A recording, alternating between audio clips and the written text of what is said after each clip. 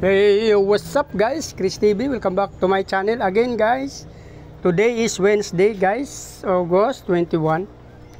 Doon sa unang video ko guys na pakita ko sa video ko, nakuha ko ng fry doon sa aking terrace, sa aking assorted mole, sa aking albino at sa aking hybrid.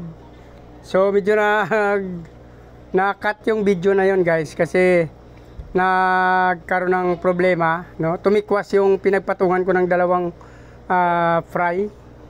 So medyo wala naman yatang nahulog, pero titingnan ko rin kung may natapon tayo doon. Ito na yung aking albino sa assorted na muli guys, yan. So balak ko na siyang ilagay dito guys. Ito may nakaprepare na ako dito, yan. Nilagyan na natin ng plants yan guys. Dito yun guys, sa tabi ng kalsada din. Yan, katabi ng aking mga. Kaya pinagpatong ko na ulit yung dalawa.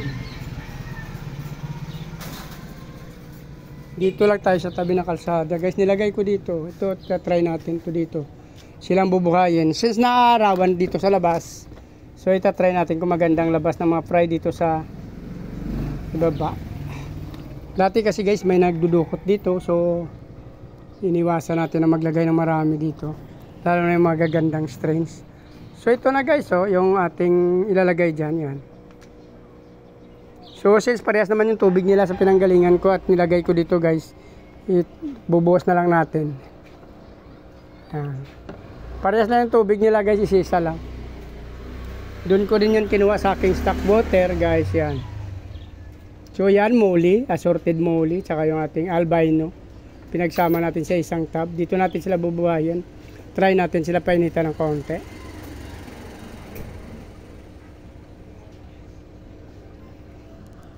So baka yung isa na yon guys. Ito kasi ito guys, parehas to na pea dirt. Yan, mga fry ng mga pea dirt yan diyan guys.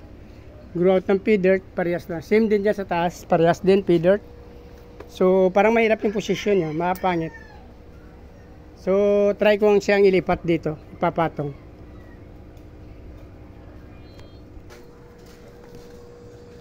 So yun guys, nilipat na natin yung galing. Medyo delikado kasi dito nakatungo siya, baka mabigla na lang mahulog. Medyo mataas na guys. So 1, 2, 3, 4, 5. Kabila naman 1, 2, 3, 4. So minabuti na lang natin dyan muna.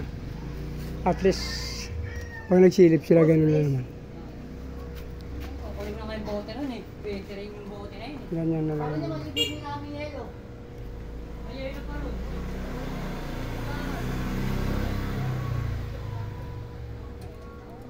Sana walang mangialam dito guys, bago kasi tab natin, baka dudugasin, yan ang mahirap. Tingnan natin tubig kung tama lang. Pero okay na lang siguro itong tubig, so nilagyan naman natin ng plants.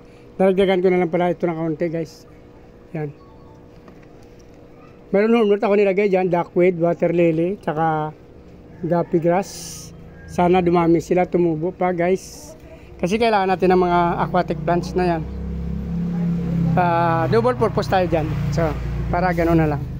Mayroon siyang counting mga plants dyan. Sana dumami din. So ito na lang guys. Kung natapos yung video na to at nagustuhan guys, please like, follow, subscribe my YouTube channel guys. Sama nyo na notification bell para updated kayo sa mga video na in-upload natin araw-araw. Maraming salamat at pag-follow nyo na rin aking Facebook page, Chris Molino guys. Maraming salamat. Mabuhay kayo hanggang gusto nyo. Bye bye!